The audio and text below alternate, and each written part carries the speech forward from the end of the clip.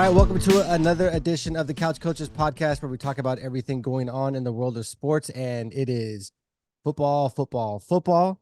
And I am actually very excited for two of the brothers on the show, because last week we talked about a big fat donut, and this week we get to talk about an insane 63 points, which I still can't wrap my head around.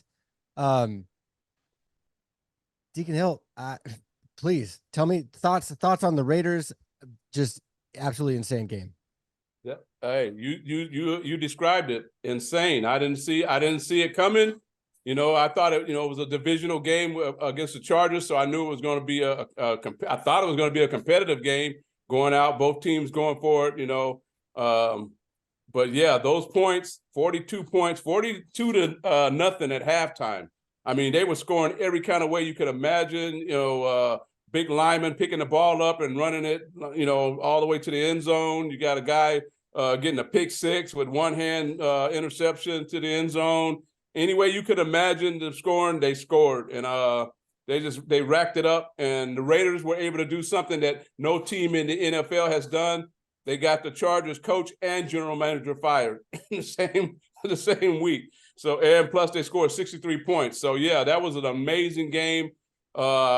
Hopefully we can keep it going, but yeah, that felt good. And one thing that really stood out for me is the quarterback play. I always said he's not a mobile quarterback, but the way that line was protecting, I mean, they were creating a pocket for this guy to stand there and survey the field. So if they can come up with that kind of scheme and have the offensive protection like that line protecting, they might have something. And I was impressed also with the backup running backs. They both, were able to carry the load. So yeah, that was a great thing for me to see. Merry Christmas. All right, Brother James, you were obviously very good luck for the Raiders. Before the Raiders came on, just Deacon Hill, they get no points. You come on and they get 63 points. So thoughts on your Raiders? Yeah, huge victory. Well, it was nice. I mean, after the donut, it was real nice. The Raiders always have it though. The defense really not shocked me, but they really put in work on that, with 3 turnovers, and then we end up scoring on every turnover. That was big. That was something that we couldn't do that we didn't really do a lot of in the past, is we get a turnover and then give the ball right back and 3 and out. And so that made a big morale booster. I believe that, like Deacon Hill was saying, the offensive line just came out of nowhere and just was blocking, and created, gave the quarterback a lot of time to make decisions. And if we can keep that up, hey, you never know, y'all may be playing us. Yeah. Anyways, Brother Bill, thoughts from a not a fan perspective, thoughts on the Raiders game, and then kind of especially juxtapositioning that from the week before is big. I think what you saw is a two teams who had opposing focus. The Raiders, after just getting, I don't want to say embarrassed because it was only 3-0 score, but getting shut out, at home against a Minnesota Viking team that could have easily beat. Whatever happened that week in practice to get them prepared for the game, it showed itself. And then once they started scoring early in that first quarter, and San Diego was just inept on offense, just did everything wrong. It just seemed like the Chargers as a team, both sides of the ball, had just packed it in early in that second quarter, and the Raiders just kept rolling. And so it was, San Diego, or I said San Diego, LA Chargers, it looked like they quit early in the game, and the Raiders took complete advantage of that, as any team should, and they just kept rolling. I was impressed with their the way they diversified their plays offensively. I mean, it's something I just hadn't seen in the games that I watched this year, so you give them credit. And they did it without having to run the ball a ton either. I mean, they were, I think, like Deacon Hill said, the pass protection, Greg, you could have thrown some touchdowns from that pocket if you wanted to. That's how much time O'Connor had. So great win for Raider Nation. Be interesting to see how they finish out the season. And it makes for an interesting offseason to see not just with the coach, whether or not they keep Anthony, I always forget his name, the interim coach. Antonio Pierce. Antonio Pierce, thank you. But going on into the next season. Something I said early in the season, I always felt like the AFC West division was going to be Kansas City's until Mahomes leaves. But the way Kansas City's playing, you just never know. The AFC West could be more wide open than we expect, next season. Yeah, I thought it was really good. One thing I heard that he did after the Minnesota game was he brought in all these old head coaches, and that was the first. I mean, after a 0, you go, is this guy really going to be the head coach? That's not a great look. But then the fact that like when somebody gets it, when they're like, okay, I have not been a head coach before. Let me bring in like these legends, and let me learn from them, and let me watch them, and have them kind of teach the team whatever dynamic it was. I thought that was the first time, even before they scored the 63 points and blew them out and got Staley fired finally. I thought, that's a really cool move, that he's actively looking for mentorship in order to make this thing work. And I think that's a really good sign moving forward for the Raiders. I can't wait for the Kansas City game to see if they figured something out, or if it was just the Chargers are just total poop and that's why they don't have the team. But the Christmas game is going to be awesome. Cowboys get annihilated by the Bills. Eagles lose a game that they really, really shouldn't have lost. Those are the two teams that I see as being the potential contenders, I guess, with the Niners for the NFC. Did the Cowboys pass the Eagles for number 2, or is it still Eagles Cowboys? Like, what are your thoughts on the NFC below the Niners, who are obviously number 1? Deacon Hill, your thoughts? Well, you say is the Eagles below the Cowboys right now? I think they're in the same position. I don't think either one of them is above either one. Both of them got issues. The Eagles, and you had posed the question: is it coaching with the Eagles? And I do think it's a little bit of the coaching with the Eagles also, especially on defense. I was hearing earlier today the defense that they were running, and you got the only way the team could beat you is if they get to the end zone and you let them get behind you and to score a touchdown. So what is that about? And then again, they don't try to run the ball enough. Jalen Hurts is a decent passer, but he ain't gonna win just throwing the ball. They got to mix it up, and I do still think that he's battling injuries on his, because he's not running like he used to run. But you gotta have a running game. You got to use your running backs to run the ball. You can't just get up there and try to throw the ball, especially those deep balls that he was trying to throw. And yeah, so I think those teams are both equal. And the Cowboys, they got exposed for who they are as far as they can't stop the run. Their defense, they get after the pass. I was looking at those stats. They had Buffalo had a running back that ran for 170 yards, some crazy number. And they were, like they said, running right at Parsons, the pass rusher. So yeah, they both got their issues, and so I put them both in the same position, battling to trying to see if they can come, get to the 49ers. So that's where I see them. Brother Bill, they're direct enemies of us. So your thoughts on the Eagles and Cowboys? I expect the Eagles to win the division because they have an easier schedule. They have the Giants twice, and they play Arizona, which I don't believe will be an easy out. But I would pick the Eagles because of schedule to still win the NFC East and get the number 2 or possibly 3 seed, depends on what the Detroit Lions do. In terms of which team is, a better matchup against the Niners, I still believe that the Cowboys would be a tougher out for the Niners but mainly because of their defense. I think that's the strength of their team. Even though the Niners, rolled up 40+ points on them when they played early in the season, that was, week 5. I think for Philadelphia, what showed was what Debo Samuel talked about leading up to the Philly game. I mean, he intentionally called out Bradbury, that cornerback, and he got burned twice on that final drive. That one deep pass to DK Metcalf in double coverage, and then got burned again on the touchdown. I don't know how in the world a professional team with everything they have in front of them, Philly, how important that game is, to at the last second go single high and leave only one safety back there and one-on-one. You just don't see that. You maybe see that in college, but it's not something you see this time of the season. So your question about in terms of coaching, I think it's that defense. Once you get past the front four, that's a subpar defense, and the numbers don't lie. Since week 8, they've given up over almost 30 points a game. They're giving up 406 yards. I mean, they are ranking last in several defensive categories in the second half of the season. I said early on, the second half of the season was just seeing some separation in teams, and the Eagles, they just got exposed once again.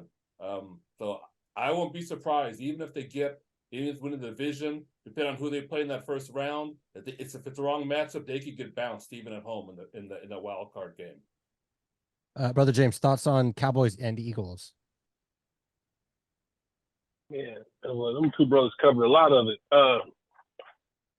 The Cowboys are the Cowboys. I mean, I think they're inconsistent. But right now they are playing pretty decent ball. Philadelphia, it's got to be the coaching, because I mean, you don't go from how they were to what they are right now like that. Just wrong plays. I didn't play football coming up, but I know you don't let nobody get behind you. The end of the game. And so, that's something that they need to address, because for one, you put the Niners on the field with them, you got all those threats, and they are quick, and they end up getting behind you. It's a wrap. So I think that Dallas, the way they're playing right now, I think they'll go further than Philly. Yeah. I agree with you. I think Philly has a better team. I think they have better players, except for maybe the secondary and the defense. I mean, their defensive line's insane, but you can get by them and get in the secondary. Their offense is not playing to the skill level that the offense has. I think it's completely coaching. I think the Cowboys are in a much better position, except their schedule sucks. So I do think Philly will win the division. What I think is going to happen, I think the Cowboys go to Philly and beat Philly, and then we beat them in the NFC Championship game in Santa Clara. I think that's what's gonna happen, because Philly's they had a whole bunch of one-score games and they were 7-1, so they were kind of like Minnesota last year. Their point differential is like 16 or 8, like plus 16 or plus 18. Like it's nothing. It's like a team that's outscored. I mean, considering their record, being plus 16 or plus 18 is weird. It's like you're winning games by 2 points. I think the switching defensive coordinators to Matt Patricia, which is hilarious that the Eagles have Matt Patricia as the D coordinator when the Eagles, and granted it was under a different coach, absolutely annihilated his horrible defense in the Super Bowl a few years ago. And now this dude's running your defense. Like, of course, a terrible Seahawks backup quarterback is going to drive the ball 92 yards in 100 seconds because you have Matt Patricia as your defensive coordinator. It's the dude that just gave up booty to Nick Foles for a whole Super Bowl. I think the Eagles are a total mess. I think they have a fantastic team. I think Jalen Hurts is a stud. They have a stud wide receiver, stud defensive. I think the coaching sucks, and I think it's going to mess them up in the playoffs. I disagree with you, Joe. Dallas, I've seen some stats today where Dallas hasn't won a playoff game on the road in like 20 years. And they're good at home, but I can't see them going on the road and winning a playoff game, not in Philly. Well, actually, Dallas has won one road playoff game. That was against Tampa Bay. And I'm looking at that was a terrible Tampa Bay team. Yeah, and that was Tom Brady was quarterback too. That was his final year. So if the playoffs started today, the No, Niners would be on top. I'm starting from the bottom. The Rams would be 7, Minnesota would be 6, and then Dallas, if Philly wins the division, Dallas would be 5. And you got Tampa. I'm assuming Tampa Bay is going to win the division. So Dallas on the road could possibly play Tampa Bay again, and I would expect Dallas to win that game. That's their best shot at advancing the playoffs against whoever comes out of the NFC South. And then assuming that the Rams of Minnesota lose, then the Cowboys would come to the Niners for the divisional round. But I think Philly, if they have to play, they would be the 2 seed, and they could possibly end up playing the Rams. Rams could go in there and very good game. upset Philly. So I think the team to watch is if the Rams get in. Between the Rams and Seattle, I think are going to be vying for that number 7 spot. The other thing that stood out against that game, I forgot to mention it, the Seattle-Philly game last night, was the fact that Seattle stayed committed to the run, that they didn't panic. And Philly should have blown them out in the first half, and they couldn't. And that allowed Seattle to stay balanced and not have to panic and become one-dimensional. So, teams who can, if you can get run on, especially going to playoffs, you're going to have some problems defensively. And we'll talk about the Niners when you get there. But that's the other thing that stood out for me with Seattle. Cool.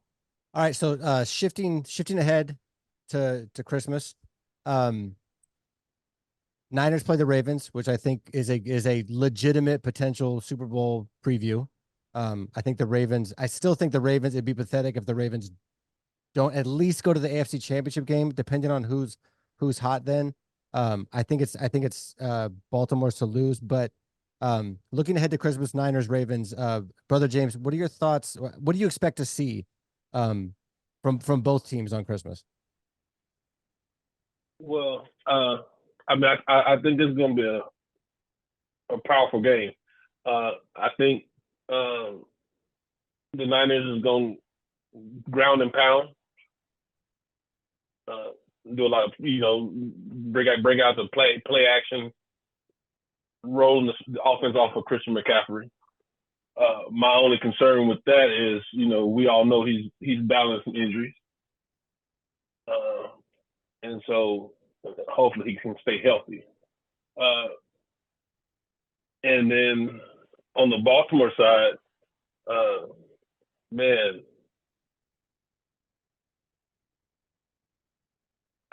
His name is keep on slipping my mind. Lamar Jackson. Lamar Jackson. People don't understand. He's actually very accurate in his throwing. A lot of people don't give him credit for his arm because they so used to seeing him run. I think if he's going to extend plays and if his receivers do the right thing, I think he's going to create a lot of havoc for Bosa because of course Bosa going to be trying to get back there, but I don't think Bosa going to be quick enough to contain him. Nobody's fast enough to get him. Brother Bill, what do you expect to see on Christmas? I think it'll be a good test of wills in the trenches on both sides of the ball. You get to see, looking at the Ravens, if their front four can control line of scrimmage against the Niners offensive line and how that affects the Niners running game. And then on the flip side, the Ravens, if the running game, I want to exclude Lamar Jackson's runner, but you can't because he's part of their running game, right? Is if the Niners front four, assuming they get Eric Armstead and Javon Gravedigger back, if they don't, then my concern, if I'm a Niner fan, is if the Ravens are able to run the ball the way Arizona did last week. I did not see that coming. I think once you get past Baltimore's front four, you get test that secondary because I looked at their schedule, and the only tough passing teams that they've had to face were the Detroit Lions and the LA Rams. They played the AFC South, not a strong passing team, and the AFC North, also not a strong passing team, other than the Cincinnati Bengals. So it'll be a good test. I'm going to pick the Niners to win. It's going to be slugfest, but I think the Niners are they've been up for every big game thus far since the start of the season. The games I had circled was Dallas Cowboys, the Eagles, and the Jaguars. They were better than we expected. We saw what the Niners did to them. So I think this is going to be another primetime game to see that the Niners they know how close they are to getting that number 1 seed. I expect them to come out with guns blazing, but it's going to be physical. I picked the Niners to win by a touchdown. Deacon Greg. Yeah, like you said, the game is going to be won at the line of scrimmage. If Baltimore could get a running game going, and that'll open up the pass. But if they have to depend on Lamar just beating them with the arm, I think that'll be a tall task for them. But if they get a running game going, and then also on the defensive side, if they could stop the run, if they get McCaffrey, if they could slow him down, contain him, you guys are going to be in for a dogfight. That's going to be a heck of a game. But it all depends on both offense and defensive lines for Baltimore to make it a game. If the Niners come in and establish their run, that's definitely going to open the pass. So it's going to be a long day for Baltimore. Yeah, I have a hard time kind of gauging, looking at the records and stuff and seeing the highlights. I have a hard time gauging how good of a team Baltimore really is, because they seem to jump out in the beginning and not great second half. When I'm watching them, I feel like their offense it's unstructured. It's like they have structure, they have a play, but then the line doesn't hold up and the play breaks down. And then Lamar runs around and he makes a play because he's amazing. And again, he has become an amazing quarterback, which I did not see coming out of college. His accuracy, his touch, on top of his maneuverability and everything. But it doesn't seem like a structured offense besides the run. And in big games, I just don't see the unstructured offense doing well against a disciplined defense. And I think that's maybe what their issue is when they get into the playoffs, and it kind of I mean, people get more tape or whatever they're doing to prepare more for it. Playing him a second time, I know, is a big deal, because once you've seen his speed, then you can kind of plan for it better than trying to watch it on tape or have some scout team guy that's not as fast pretend he's him. I think it's going to be tough, but I'm glad we're playing them now, because I really could see them playing him again in the Super Bowl. And I think being able to run our defense against his speed now, be able to actually see it, I think is going to be huge for us if we have to play them again in the Super Bowl. So I'm excited for it. I obviously expect us to win. I mean, come on. I don't know. I mean, their defense is good. I just don't know. I'm looking at our offense. Obviously, I'm not objective at all, but I don't see how you slowing us down. I mean, we just have dudes. I mean, unless you're just up the middle, unless your front can push us, and even Phillies couldn't. I don't see it. I could see the Niners losing 2 ways. It's always going to be injuries. That's always part of the equation with any team. But I think one way they lose is if they get out of what they do, regardless of the situation. In the last 2 games, they've had to play from behind. Seattle scored on them first, and Arizona scored on them first. But they just ran their offense, and they stuck to the plays. And in both cases, they answered back the next drive. And so then became an even game again. So I would say, even if the Ravens get out to a lead, even if it's 7-0 lead, if the Niners panic and start going away from their strength, run and pass, then I think that could be trouble, because then they become one-dimensional. And to Greg's point, if they become predictable at the run and they have a tough time running the ball, then does Shanahan panic and start trying to become predictable passing? And then all of a sudden you got that Raven line is going to start teeing off on Purdy. So I think that's one way you lose. The other way you lose is turnovers, right? Is if you have turnovers in the game, and then all of a sudden, I mean, it's a snowball. So you're right, Joe, and that is, it'll be interesting to see which team imposes their will. And if the Niners do what they do and the Ravens do what they do, I still see the Niners winning the game in a 60-minute game. All right, so moving ahead to the other big game, the Raiders and Kansas City. This is our last subject. We got about eight minutes left before this thing switches off.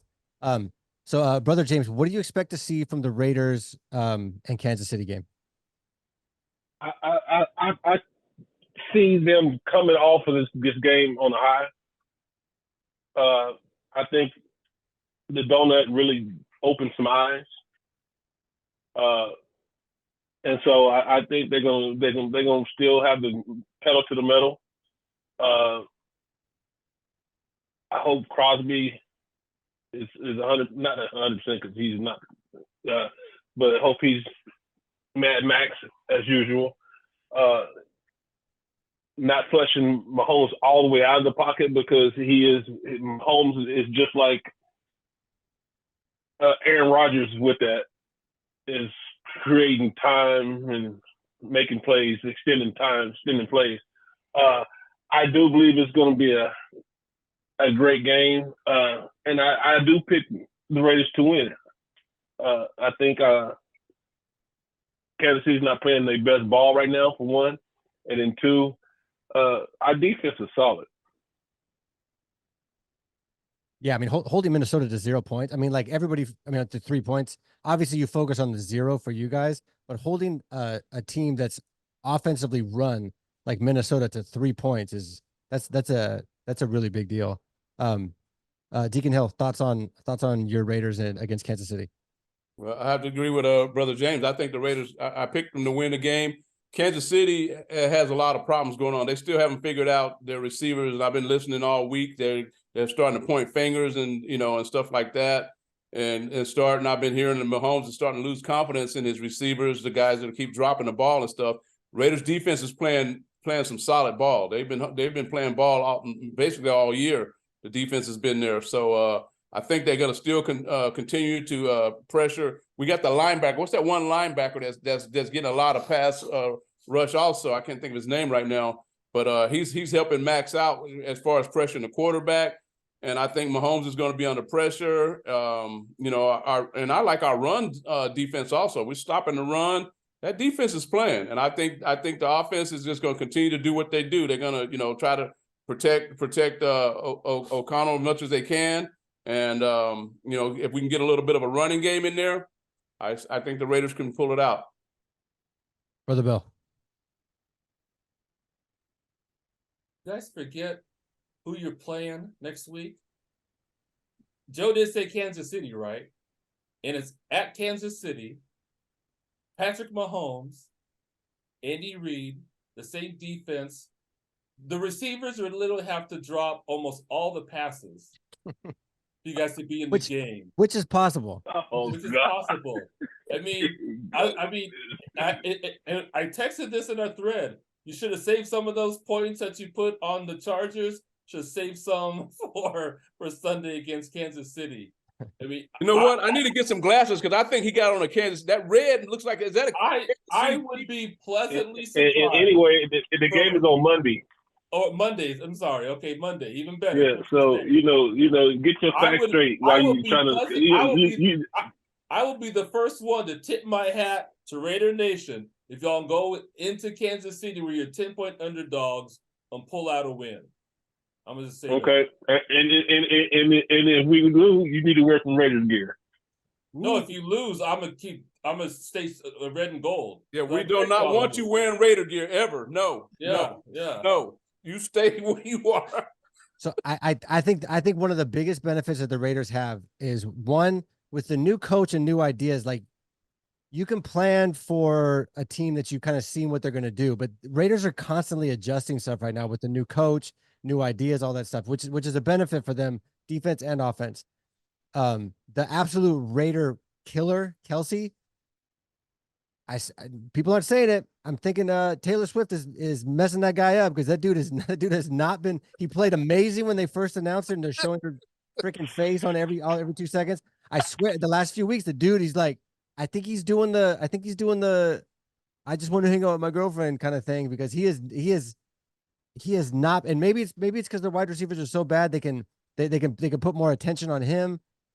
I just know that if Kelce doesn't go off, the Raiders should win that game, because Kelce is you guys usually play the Kansas City really, really well. First quarter, first half, like really well. And you go, oh man, this is it. And then they truck you in the second half, like every time.